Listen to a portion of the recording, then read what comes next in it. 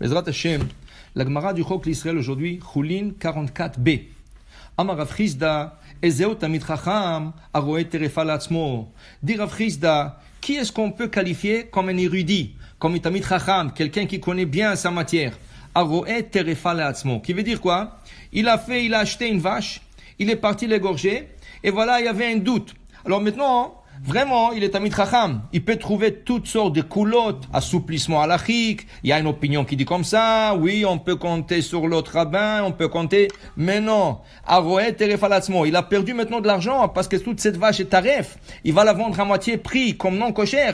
Alors ça, c'est un Tamid Chacham. Un Tamid Chacham n'a pas peur de voir la vérité. C'est la même chose pour chaque personne.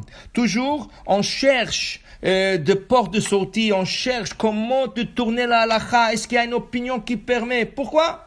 Il faut être un Tamid Chacham. Chaque personne doit se faire un Tamid Chacham. Et si c'est pas kasher, et si c'est pas lisse et glatte, et ce que tu veux faire n'est pas quelque chose qui est selon toutes les opinions, essaye de ne pas le faire. Alors ça, c'est Tamid Chacham. דרש אמר זוטרא, משמי דרב חיסדא, כל מי שקורא ושונה ורואה טרפה לעצמו ושימש תלמידי חכמים, עליו הכתוב אומר, יגיע כפיך כי תאכל אשריך וטוב לך. On dit que c'est pas seulement d'être un Tamid Chacham, c'est pas seulement étudier. La personne qui étudie doit aussi servir un Talmid Chacham, Talmidei Chachamim. Il doit être au service de Chachamim. La Gemara nous enseigne ça d'Elisha Navi. Quand le roi d'Israël, il a cherché un prophète, Mikan Navi, on lui a dit, Kan Elisha, Sheatzak Maim Alede Eliyahu.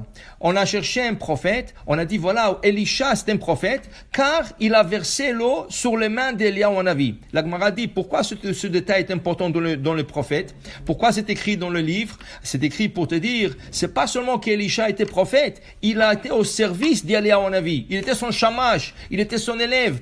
Alors, il a servi Tamid Chachamim. C'est pas seulement étudier, c'est aussi servir la Torah. On dit que le Baal Shem Tov, alors Shalom, juste avant qu'il s'est dévoilé à l'âge de 36 ans, il a dû servir un grand rav qui s'appelait Rabbi Ephraim Margaliot.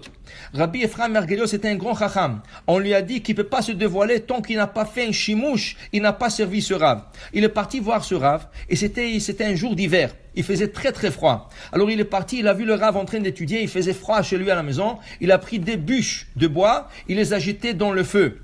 Après il a pris de l'eau, il a chauffé, il a fait un verre de thé, et il est parti servir le Rav un verre de thé. C'était le chimouche qu'il voulait faire juste avant de se dévoiler comme le Baal Shem Tov.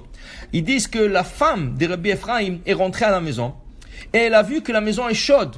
Elle a compris que quelqu'un a jeté des bûches de bois, mais comme ils n'avaient pas de moyens, c'était quelque chose qui était cher. Alors elle a dit, qui c'est qui a gaspillé ces bûches de bois? Et quand elle a vu le Baal Shem Tov, elle est partie chercher son balai pour le frapper, parce qu'il a dépensé de l'argent de la maison de Rabbi Ephraim Margaliot.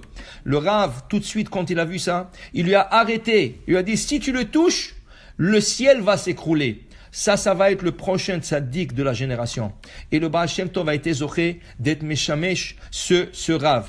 Pour dire, voilà, c'est pas seulement étudier, c'est aussi être meshamesh. Quand tu vois un Tamid Chacham, va voir qu'est-ce qu'il a besoin. Il a besoin d'un service, comment tu peux l'aider. Ça fait, même si tu es Tamid Chacham toi-même, mais ça fait partie de ton shimouch, de ta Torah. C'est ça qui va te retenir la Torah.